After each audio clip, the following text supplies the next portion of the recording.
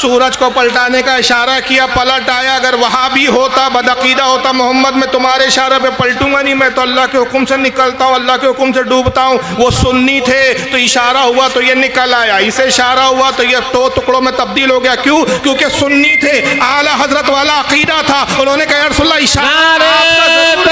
اشارہ آپ کا ضرور ہے، مگر ہمارا عقیدہ یا رسول اللہ وہی ہے جو بریلی کے امام احمد رضا کا ہے، خدا کی رضا چاہتے ہیں دو عالم، خدا چاہتا ہے رضا محمد۔ نعرہ تکبیر۔ آپ کے پاس کوئی کافر آتا ہے اور کہتا ہے میں مسلمان ہونا چاہتا ہوں، سب سے پہلا کام کیا کرتے ہیں آپ؟ بولیے۔ کلمہ پڑھاتے۔ کیا پڑھاتے کلمہ؟ بس یہی ہے نا؟ آئیے ان کے پاس جب کوئی کافر آتا ہے کلمہ یہ کیسے پڑھاتے؟ یہ ایران کا ایک مجتہد ہے، ان کا آیت اللہ بولتے ہیں یہ اپنے مجتہدین کو۔ یہ کلمہ پڑھا رہا ہے ایک غیر مسلم کو۔ کیا کلمہ ہے رافضی شیعوں کا؟ ذرا سن لیجیے۔ جن کے کلمے میں گالی گلوج ہو، وہ فرقہ اور وہ جماعت کیسے حق پر ہو سکتا؟ فقل يا أخي الكريم على بركة الله تعالى أشهد أن لا إله إلا الله أشهد أن لا إله إلا الله وحده لا شريك له وحده لا شريك له أشهد أن محمد رسول الله أشهد أن محمدا رسول الله أشهد أن أمير المؤمنين عليا وأشهد أن أمير المؤمنين عليا ولي الله ولي الله وأشهد أن فاطمة الزهراء وأشهد أن فاطمة الزهراء وأبناءها المعصومين وأبناءها المعصومين حجج الله حجج الله أشهد أن أبا بكر وعمر أشهد أن أبا بكر وعمر وعثمان وعثمان وعائشة وحفصة وعائشة وحفصة في النار في النار في النار في النار۔ کیا سن لیا؟ سمجھ میں آئی کچھ عربی؟ وہاں تک تو ہم بھی اختلاف نہیں کرتے، اگر تمہارا کلمہ یہاں تک رہتا ٹھیک ہے، ہضم کر لیتے ہم تھوڑی دیر کے لیے۔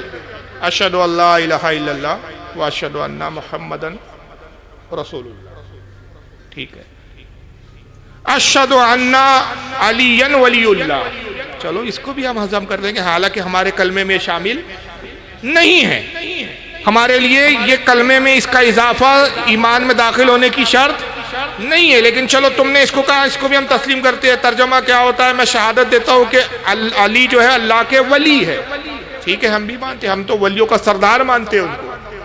ہم تو کہتے ہیں ہمارے سارے ولیوں کی ولایت کے جتنے سلسلے ہیں، طریقت کے سلسلے اور جتنے بھی عظمتیں ہیں، فضیلتیں، سب علی سے وابستہ، وہیں سے فیض جاری ہوا، ٹھیک ہے۔ پھر اس کے بعد کہا کہ اشہد ان فاطمۃ الزہرا وابناء المعصومین، معصومین یعنی گناہوں سے پاک، یہ کہتے ہیں امام حسن اور امام حسین، یہ معصومین ہیں۔ میں گواہی دیتا ہوں کہ حضرت فاطمہ، حسن، حسین یہ معصوم ہے۔ چلو ٹھیک ہے، آپ کا عقیدہ ہے، مگر بات کے جملے کیا تھے؟ اشہد ان ابا بکر وعمر وعائشہ وحفصہ فی النار، معاذ اللہ، استغفر اللہ، میں گواہی دیتا ہوں کہ ابو بکر، عمر، عثمان، عائشہ، حفصہ یہ جہنمی ہے۔ پھر نار کا مطلب کیا ہوتا ہے؟ یہ جہنمی کون؟ حضرت عائشہ نبی کی بیوی، جن کے بارے میں آقا کہتے ہیں کہ اے عائشہ تم وہ ہو کہ جنت میں بھی میری بیوی ہو، دنیا میں بھی میری بیوی ہو۔ حضرت حفصہ حضرت عمر کی بیٹی ہے، وہ بھی رسول اللہ کی زوج مطہرہ ہے، وہ بھی حضرت نبی پاک صلی اللہ علیہ وسلم کے ساتھ جنت میں ہوں گی۔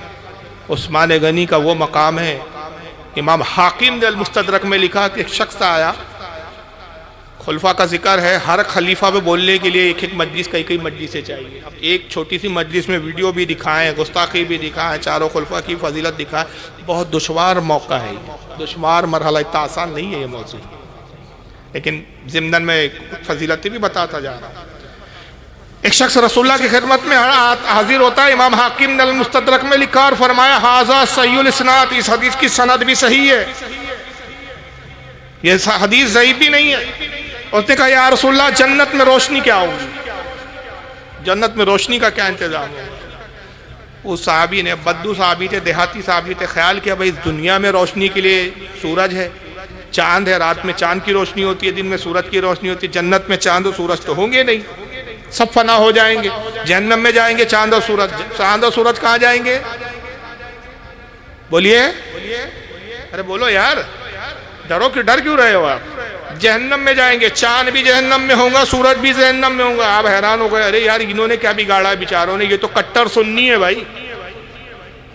میں تو اکثر مزاحاً کہہ دیتا ہوں کہ چاند بھی سنی ہے اور سورج بھی سنی ہے۔ اگر وہابی ہوتا تو چاند کو آقا نے شک ہونے کا اشارہ کیا، وہ شک نہ ہوتا، کہتا محمد میں تو اللہ صاحب کا حکم مانتا، تمہارا کیوں مانوں؟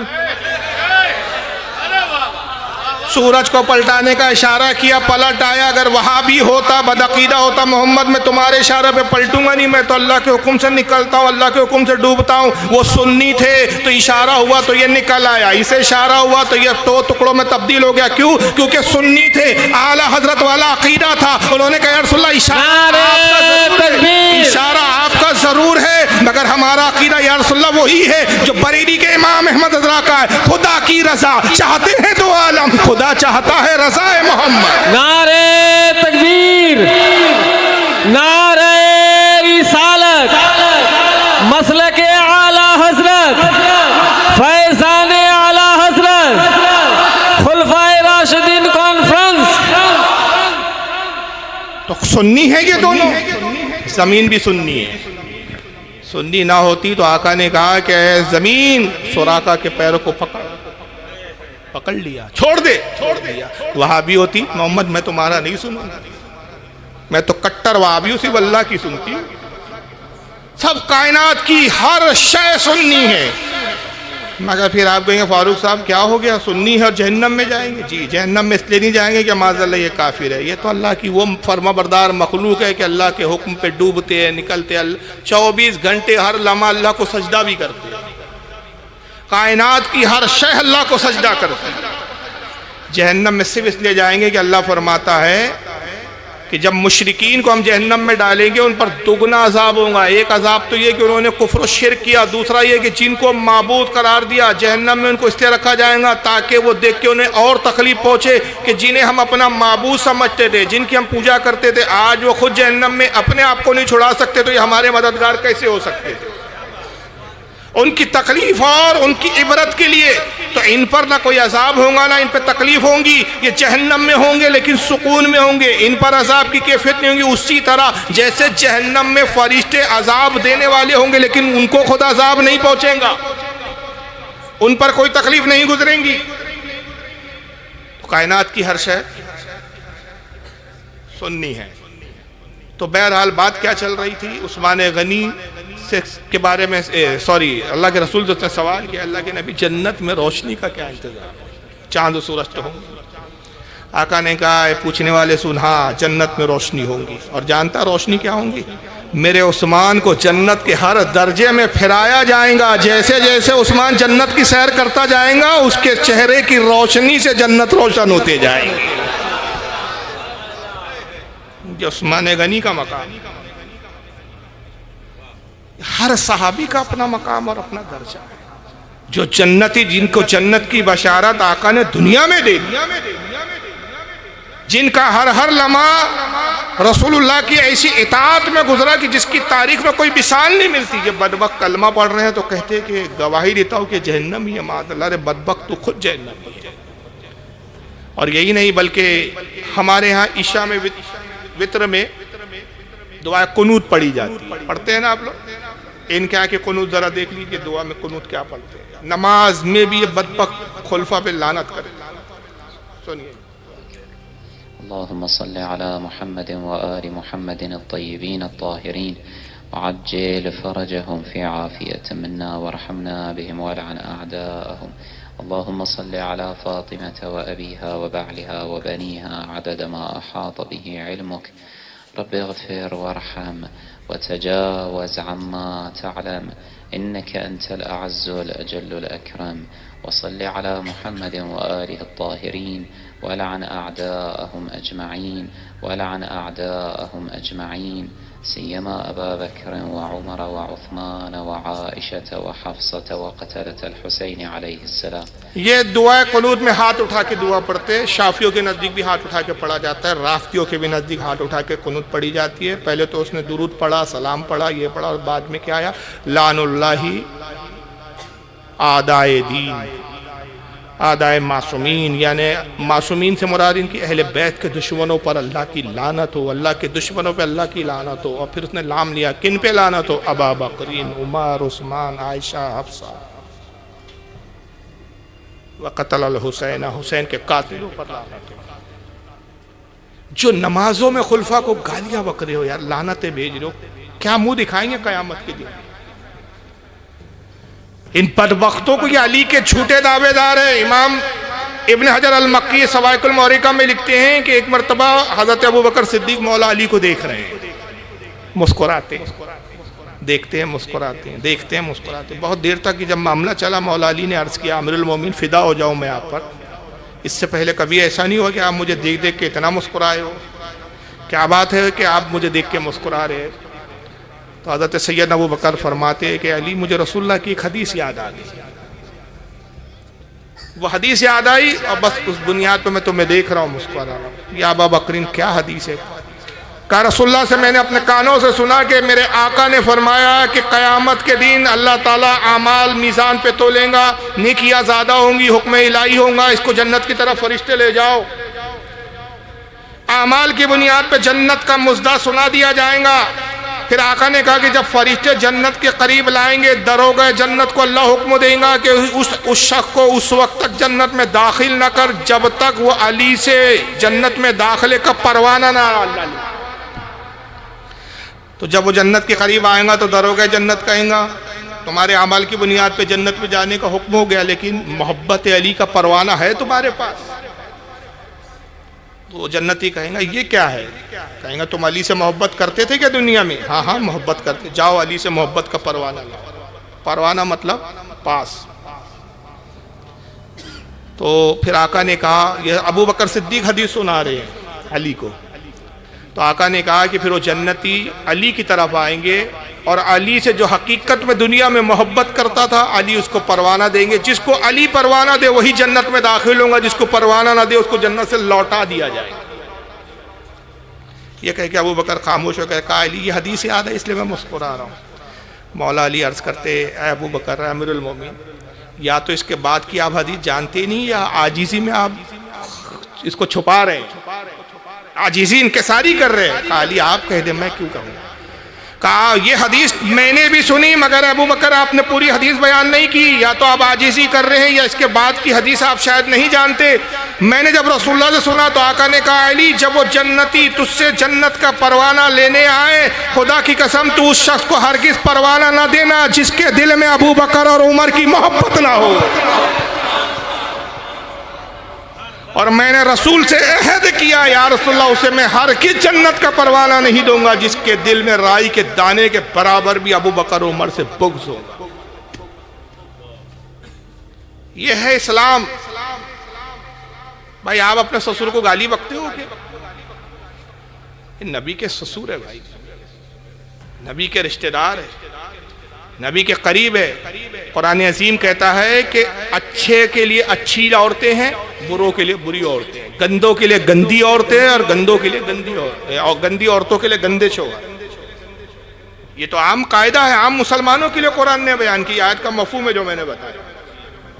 اللہ کے نبی صلی اللہ علیہ وسلم اپنی زوجیت کے لیے ایسا گھرانہ چنیں گے جو کفار اور کافر ہو, بدترین ہو. ایسی بیوی کا انتخاب کریں گے جو معاذ اللہ اہل بیت سے نفرت کرتی ہو اور جہنم میں جانے والی ہو. کیسے ممکن ہے؟ تو یہ ایک بڑا عجیب اس فرقے کا معاملہ ہے اور ایک بڑے عجیب حالات ہیں ان لوگوں کے. اور یہاں تک کہ ایک کلپ دیکھ لیں پھر اس کے بعد میں موضوع دوسرا لے کر آتا ہوں کہ آپ یہ نہ سوچیں کہ اس معاملے میں صرف شیعہ ہے, دیوبندی بھی اس سے کچھ پیچھے نہیں. ابھی آپ سن رہے کہ ابو بکر صدیق کو یہ کافر کہہ رہے, کلمے میں اس چیز کو انہوں نے شامل کیا ہے. یہ نعوذ باللہ من ذالک حضرت عمر کو لان تان کر رہے ہیں، گالی بک رہے ہیں۔ اب ذرا ادھر آئیے، ان کو دیکھ لیجیے ان کا کیا حال ہے۔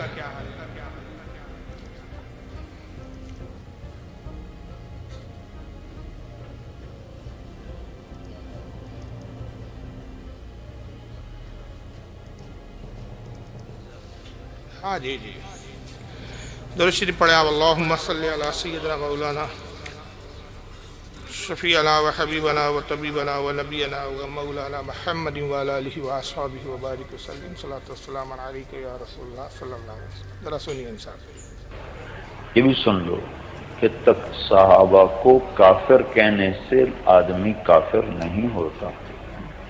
یہ اپنے ہی اکابر کے فتاوی میں نے پڑھا ہے۔ ایک آدمی کہتا سارے صحابہ کافر تھے، اس پر اس کے کفر کا فتویٰ نہیں آئے۔ یہ آڈیو ایکچوئل ہے، ویڈیو نہیں، لیکن یہ شکل سے پہچان گئے کون صاحب ہے؟ طارق ذلیل صاحب۔ جمیل نہیں، ذلیل ہے یہ۔ جو صحابہ کو کافر کہے وہ ذلیل ہی ہوگا نا وہ شخص، عظمت والا تو ہو نہیں سکتا وہ شخص۔ تو طارق ذلیل ہے، اور وہ توئے سے نہیں، تے سے، طارق اندھیرا، طارق ذلیل اندھیرا ہے، اور پھر ذلت کے ساتھ والا ذلیل اندھیرا ہے۔ یہ کہتا ہے یہ بھی سن لو، جبکہ صحابہ کو کافر کہنے سے آدمی کافر نہیں ہوتا۔ میرے آقا کی حدیث ہے کہ جب دو شخص آپس میں ایک دوسرے کو، دو مسلمان ہو اور آپس میں ایک دوسرے کو کافر کہے، ان میں سے ایک کافر ضرور ہو جاتا ہے۔ جس کو کافر کہا اگر وہ واقعی کافر ہے، اس سے واقعی کفر سرزد ہوا تو ٹھیک، اور آقا فرماتے ہیں کہ جس کو کافر کہا اگر وہ کافر نہیں رہا تو کہنے والے کی طرف کفر لوٹ آتا ہے۔ تو آپ کسی مسلمان کو بلا وجہ، بغیر کسی ثبوت کے، بغیر کسی ثبوت شرعی کا کافر نہیں کہہ سکتے رہے۔ مگر طارق ذلیل صاحب کی بولی کیا ہے کہ صحابہ کو بھی کافر کہنے سے آدمی کافر نہیں ہوتا۔ یہ اپنے ہی اکابر کے فتاوی میں میں نے پڑھا، یعنی وہ کہہ رہے ہیں کہ یہ میرے اکابر، میرے بزرگوں نے بات لکھی ہے، ان کا فتاوی ہے اس پر کہ اگر کوئی صحابہ کو کافر کہے۔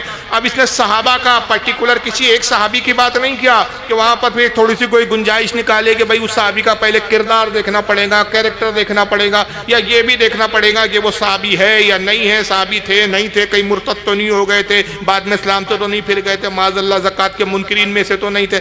یہ کئی گنجائش نہیں چھوڑی، صحابہ لفظ استعمال کیا، مجموعی طور پر، اجماعی طور پر، ایک مطلقاً جمع کا اس جملہ استعمال کیا۔ صحابہ کو بھی کافر کہہ دو، کافر نہیں ہوں گا۔ اب اس صحابہ میں ابو بکر صدیق بھی آ گئے، اس صحابہ کی جماعت میں عمر بھی ہے، عثمان غنی بھی ہے، حضرت علی بھی ہے، تمام صحابہ، ان میں سے کسی کو بھی کافر کہہ دو۔ لیکن ایک عجیب بات ہے اس فرقے کی، یہ تمام صحابہ کو کافر کہہ دے تو کہتے کفر نہیں پلٹیں گا، مگر ان کو کوئی کافر کہہ دے تو فوراً ناراض ہو جاتے اور کہتے کافر کو بھی کافر نہیں کہنا چاہیے۔ دوگلی پالیسی دیکھ رہے ہیں آپ اس جماعت کی، کافر کو بھی کافر نہیں کہنا چاہیے۔ آپ مسلمان کو کافر کہتے ہیں، ہم اتنی چلت پھرت کرتے، اتنی جماعت لے کے چلتے، آپ ہمیں کافر کہہ رہے ہیں۔ بھائی کس کتاب میں ہے کہ کافر کو کافر نہیں کہنا چاہیے؟ تو پھر کافر کو کیا نہیں کہنا چاہیے؟ اب یہ تو ایسی مثال ہوئی کہ دو بچے کھیل رہے تھے، ایک لڑکا تھا ایک لڑکی تھی، تو چھوٹا سا بچہ لڑکی کو بار بار کہہ رہا تھا اے بیگم سنو، اے بیگم ادھر آؤ۔ کسی نے کہا بیٹا اتنے سے ہو، ٹلو پم، چھوٹے چھوٹے بچے ہو، چھٹاک بھر کا وجن ہے، بیگم کہہ رہے ہو؟ تمہاری بیگم ہے؟ نہیں بیگم نہیں ہے، چچا زادی ہے، چچا کی بیٹی ہے۔ بیگم کیوں کہہ رہے؟ آج بیگم نہیں ہے، کل ہو گئی تو؟ ارے بھائی کل بیگم بنے گی تو بیگم بولیں گے نا، نہیں ہے تو ابھی تو بہن ہی بولنا پڑے گا، وہ تجھے بھائی جان بولیں گی۔ اب اگر آج کوئی کافر ہے تو کافر بولا جائے گا، جب مسلمان ہوں گا تو مسلمان کہیں گے، لیکن ان کا فلسفہ کیا ہے؟ کافر کو کافر نہ کہو، پتہ نہیں کل مسلمان ہو گیا تو؟ ابھی جب ہوگا تب کی تب دیکھیں گے نا، ابھی تو دودھ ہے تو دودھ کہا جائے گا نا کہ دودھ کو ابھی سے دہی بولنا شروع کر دیجیے۔ جب دودھ تبدیل ہو کے دہی بنے گا تو دہی کہیں گے، بچہ ہے تو بچہ کہیں گے، جوان ہوں گا تو جوان کہیں گے، جوان سے بوڑھا ہوں گا تو بوڑھا کہیں گے۔ کہ کسی بچے کو آپ کہہ لیں گے اے بوڑھے کیوں؟ اب کل کو بوڑھا ہو گیا تو بھائی کل کی کل دیکھیں گے، ابھی کی بات کر۔ مگر تاریخ ذلیل صاحب نے صاحب گوئی کے ساتھ ایک جملہ ضرور کہا کہ یہ میں نے اپنے اکابر کے فتاوے میں پڑھا، ذکر نہیں کیا کون سا فتاوہ، لیکن وہ کتاب اتفاق سے میرے پاس موجود ہے۔ ہاں انہوں نے اپنے اکابر کی کتاب، ہاں یہ کلیئر، ہاں اپنے اکابر، ہمارے اکابر نہیں، اہل سنت کے اکابر نہیں، دیوبندیوں کے اکابر۔ اور دیوبندیوں کے اکابر ان میں کون ہیں جس نے یہ فتویٰ دیا؟ نام نہیں لیا لیکن ہمارے پاس کتابیں ہم دکھا رہے ہیں، فتاوی رشیدیہ، مولانا رشید احمد گنگوہی ہے، اشرف علی تھانوی صاحب کے استاد ہیں، بانی تبلیغی جماعت، جنہوں نے تبلیغی جماعت بنائی مولوی الیاس کاندھیلوی کے پیر صاحب ہیں۔ الیاس کاندھیلوی صاحب ان سے مرید ہوئے تھے، دیوبند کے بڑے بزرگ اور اکابرین میں شمار ہوتے۔ انہوں نے فتاوی رشیدیہ میں لکھا کہ اگر کوئی صحابی کو بھی کافر کہے، صحابہ کی تکفیر کرے، ان پہ کفر کا فتویٰ لگائے، تو بھی وہ اہل سنت و جماعت سے خارج نہیں ہوگا، وہ مسلمان ہی رہے گا۔ اور انہی کے نقش قدم پہ چل رہے ہیں، نام نہیں لوں گا میں، آپ شکل دیکھ کے پہچانیں کہ انہیں پہچانتے ہیں کیا؟ چہرے کھل گئے آپ کے، یہ پلمبر صاحب ہیں، ان کو پلمبر ہی بولا جاتا ہے پاکستان۔ عجیب چڑچڑی مخلوق ہے، ہر وقت ناک پہ غصہ، ایک روٹھی ہوئی چڑچڑی بیوی کی طرح اس کا حال ہوتا ہے، جس کو نہ کھانا پکانا آتا ہے ڈھنگ سے، نہ شوہر کی خدمت آتی ہے، وہ چڑچڑ کرتے رہتی ہے۔ اس خاتون کی مثل ان کی حالت، کاورے باورے، بابے کوئی شے نہیں، نبی کوئی شے نہیں، فلاں کوئی شے نہیں۔ ابے تو کون سی شے ہے؟ سنتے ہیں نا آپ ان کے بابے بزرگان کوئی شے ہی نہیں، یعنی کوئی چیز ہی نہیں ہے وہ، صحابہ کرام کوئی شے نہیں، نبی کوئی شے نہیں، اب بس وہ خدا کوئی شے نہیں، وہاں تک پہنچنا باقی ہے اس کا، بس آن کر ہی پہنچ جائے گا خبیث۔ تو کون سی چیز ہے بھائی؟ اب ان کا بھی ذرا فلسفہ سن لیجئے جناب۔ آج کی ڈیٹ میں بھی اگر کوئی کسی صحابی کو اپنے علم کی بنیاد پہ کافر بھی ڈکلیئر کر دے، وہ یہ سمجھے کہ میرے نزدیک وہ کافر تھا، تو اس سے یہ نہیں ہوگا کہ ہم اس کی تکفیر کریں گے۔ اس تک جو روایتیں پہنچی ہیں وہ یہی سمجھتا ہے، جس طرح کہ سیدنا عمر نے ان کے بارے میں، انہوں نے تو سامنے دیکھ کے بھی کہہ دیا ہے منافق ہے، تو نبی علیہ السلام کو چاہیے تھا، آپ فرماتے کہ عمر تم توبہ کرو، تم نے اس کو کافر اور منافق کہا ہے تو کفر تمہاری طرف لوٹ آیا ہے، آپ فرمائے نہیں۔ اسی لیے امام بخاری نے کتاب الادب چیپٹر جو بند ہے نا، اس میں باقاعدہ انہوں نے اس کو باب کی ہیڈنگ بنایا ہے کہ اگر کوئی شخص تعویل کی غلطی کی وجہ سے کسی کو کافر کہہ بیٹھے تو اس کے اوپر کفر نہیں لوٹے گا۔ اب یہ بڑا کرٹیکل ایک ایشو ہے، اسی لیے میں کہتا ہوں کہ تکفیر صرف اس شخص کی ہو سکتی ہے جو اللہ، رسول، آخرت، قرآن کا انکار کرے۔ اگر کسی ہستی کا کوئی انکار کر دیتا ہے، سیدنا ابوبکر، عمر، عثمان و علی، یا کسی بھی اور بڑی سے بڑی ہستی کا، تو یہ کفر اسلام کا مسئلہ نہیں ہوگا۔ آپ اس کو یعنی ایک بدعت پہ مبنی کہہ سکتے ہیں، گمراہی پر مبنی کہہ سکتے ہیں، دوزخ میں لے جانے والا کام کہہ سکتے ہیں، لیکن اسلام سے اخراج والا معاملہ نہیں ہوگا۔ یہ ایک کریٹیکل ایشو ہے، یہ مسئلہ تکفیر بہت سینسیٹیو ہے۔ مسئلہ تکفیر بڑا سینسیٹیو مسئلہ ہے، بہت حساس مسئلہ ہے۔ حساس سے زیادہ آسان لفظ نہیں ہے میرے پاس اردو کا، پتہ نہیں بنگال میں آپ لوگ اس جملے کو کتنا سمجھے۔ سینسیٹیو سمجھ گئے کہ جو انگلش سمجھتے ہیں، بڑا سینسیٹیو، بڑا حساس مسئلہ ہے۔ کوئی شخص تعویل کی بنیاد پر کسی صحابی کو کافر کہہ دے تو اس پر ہم اس کی تکفیر نہیں کریں گے، مرزا پلمبر صاحب کہہ رہے ہیں، اس کو کافر نہیں کہیں گے، جبکہ یہ مطلقاً حکم ہے ہمارے امام نے، امام مالک رحمۃ اللہ علیہ کا فتویٰ ہے کہ جو جماعت صحابہ کو مطلقاً کافر قرار دے واجب القتل ہے، امام مالک کا فتویٰ، اور دیگر ائمہ نے بھی یہی کہا۔ ہاں مخصوص کسی ایسے صحابی کے کسی فعل کی بنیاد پر وہ اگر ان کی گستاخی کرے، توہین کرے، تکفیر نہیں، تکفیر تو کسی بھی صحابہ کی کریں گا، حضرت امیر معاویہ کو بھی جب کافر کہیں گا علماء نے کہا اس کو بھی ہم کافر کہیں گے، کافر کہنا ایک الگ مسئلہ ہے۔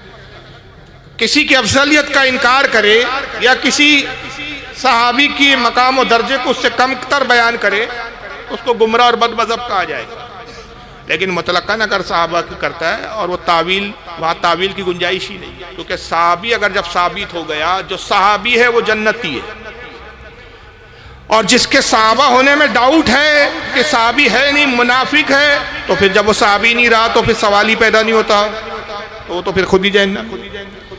اچھا تھوڑے دیر کے لیے اگر ہم مان لیں، اس نے امام بخاری کے ایک باب کا ذکر کیا کہ امام بخاری نے ایک باب قائم کیا کہ اگر کوئی تعویل پر کسی کو کافر کہے تو حکم نہیں لوٹے، تعویل کی بنیاد پر۔ تو یہ تو فقہاء کرام نے بھی ہمارے بیان کیا ہے کہ مثال کے طور پہ ایک شخص نے ایسا جملہ یا ایسا کام کیا کہ ہمارے نزدیک، اپنے علم کے نزدیک، علم کے اعتبار سے ہمیں وہ کفر لگ رہا تھا، ہم نے کہہ دیا بھائی یہ کام تو کفر ہے۔ بعد میں ہم سے کسی بڑے عالم نے ہمیں بتایا کہ نہیں صاحب اس پہ کفر نہیں ہوتا، آپ نے غلط اس کو کافر کہا، تو یہ ضرور ہے کہ اس پہ کفر کا فتویٰ نہیں دیا جائے گا۔ لیکن اس نے کچھ شخصیتوں کے باقاعدہ نام لیے، کہا کوئی اگر ابو بکر کے بارے میں ایسا کہہ دے، حضرت عمر کے بارے میں کہہ دے، عثمان غنی کے بارے میں کہہ دے، علی کے بارے میں کہہ دے، تو اس کو ہم کافر نہیں کہیں گے۔ ابو بکر کو کافر کہنا تو بہت دور کی بات ہے، جاہل شخص۔ ابو بکر صدیق کی صحابیت کے منکر پر کافر ہونے کا اجماع ہے۔ ابو بکر صدیق کے خلیفہ اول خلافت کے منکر پر کفر کا فتویٰ ہے، اور اس پر ہمارے فقہاء نے کہا کہ اس پر تمام اہل سنت کا اجماع ہے۔ اب میں سے سوال کرتا ہوں کہ اگر تو کہہ رہا ہے ابو بکر کو کافر کہہ دو تو کفر نہیں لوٹیں گا، تو ابو بکر کی کس تعویل کی بنیاد پہ تو تکفیر کر رہا ہے، وہ تعویل تو بتا۔ ایسا کون سا فعل تو نے نعوذ باللہ من دیکھ لیا ابو بکر میں جو تیرے نزدیک کفر لگ رہا تھا اور کہہ رہا اگر کہہ دیا جائے تو کفر کا فتویٰ نہیں لگے گا؟ لیکن وہی دوگلی پالیسی میں نے بھی بتایا نا کہ ان کی دوگلی پالیسی کیا ہوتی ہے باطل کی، یہ صحابہ تک کو کافر کہیں گے جرأت کر کے، ان کو کافر کہہ دیا جائے تو تل ملا جاتے ہیں۔ اب اس کے برعکس اس مرزا پلمبر کی دوسری کلپ سن لیں۔ مرزا غلام احمد قادیانی نے کہا کہاں خطا کھائی ہے جس سے آپ نے اس نے اپنے آپ کو ذلی نبی کا دعویٰ کیا ہو۔ دیکھیں جی، اس کے اوپر غامدی صاحب نے کافی ورکنگ کی ہے، آپ ان کی یوٹیوب پہ ویڈیوز دیکھ لیں۔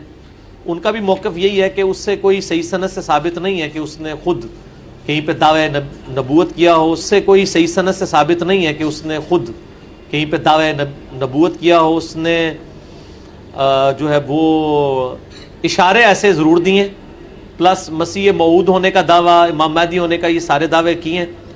اور ایک ان کا گروہ بھی لاہوری گروپ ایسا ہے جو ان کو مجدد مانتا ہے اور امتی نبی نہیں مانتا۔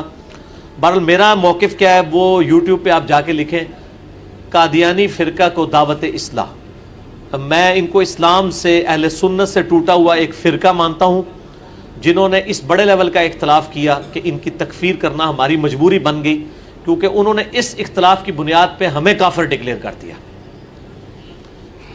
اور انہوں نے کہا جو غلام احمد قادیانی کو نبی نہیں مانتا ہم اسے کافر سمجھتے ہیں، اور انہوں نے کہا جو غلام احمد قادیانی کو نبی نہیں مانتا ہم۔ ایک جاہل شخص کا نام مرزا پلمبر ہے، اس کی کیفیت ایسی ہے کہ بک راہو جنون میں نہ جانے کیا کیا، کچھ نہ سمجھے کرے خدا کرے کو۔ ایک طرف کہا آیا کہ صحابہ کو بھی اگر کوئی تعویل سے کافر کہے حکم نہیں لوٹیں گا، ہم اس کی تکفیر نہیں کریں گے، یعنی اس کو ہم کافر نہیں کہیں گے، صحابہ کو کافر کہنے والے کو بھی ہم کافر نہیں کہیں گے۔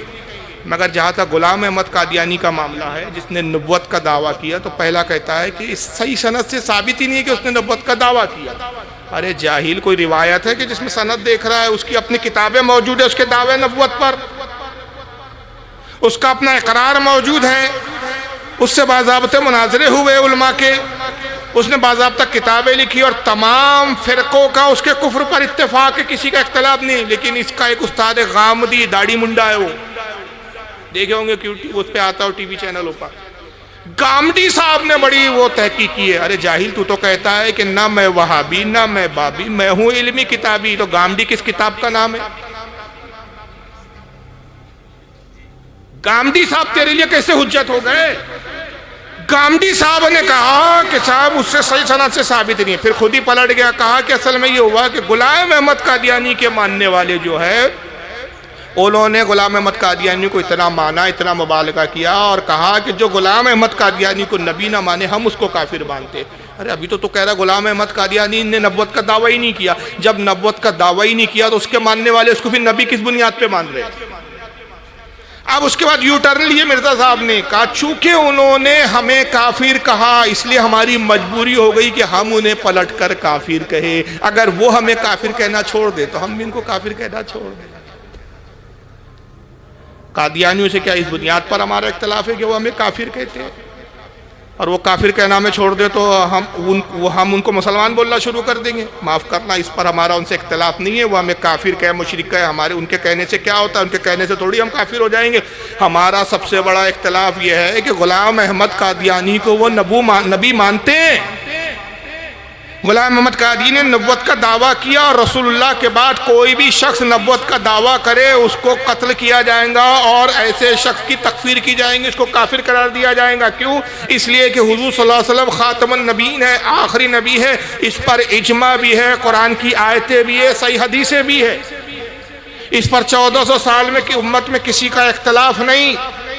قرآن عظیم میں واضح طور پر رب نے ارشاد فرمایا: ما کان محمد ابا احد من رجالکم ولکن رسول اللہ وخاتم النبیین.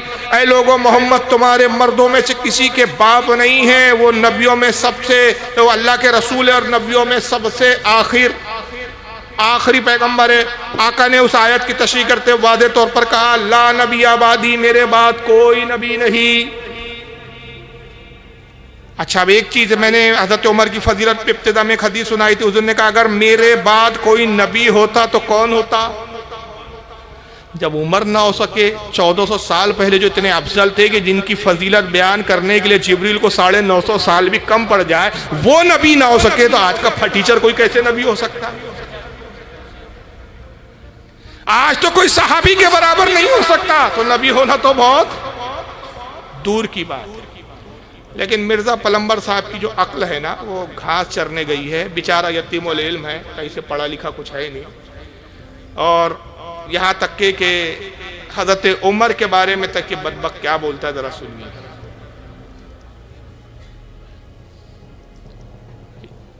یہ سنیے. میں الصلاۃ خیر من النوم سیدنا عمر نے کیوں داخل کیے؟ کیا ان کو بدعت ایجاد کرنے کا اختیار تھا؟ سیدنا عمر ہو یا کوئی بڑے سے بڑی پرسنالٹی ہو، کسی کو اسلام میں بدعت داخل کرنے کا کوئی اختیار نہیں ہے، کیونکہ نبی علیہ السلام نے کیٹیگوریکل مینشن کر دیا، بخاری مسلم میں موجود ہے کہ آپ صلی اللہ علیہ وآلہ وسلم نے فرمایا: من احدث فی امرنا ھذا فہو رد. جس نے ہمارے دین میں کوئی چیز داخل کی وہ مردود ہے، چاہے کوئی بھی کرے. تو یہ بہت بڑا جھوٹ بولا گیا، خصوصاً حنفی علماء کی.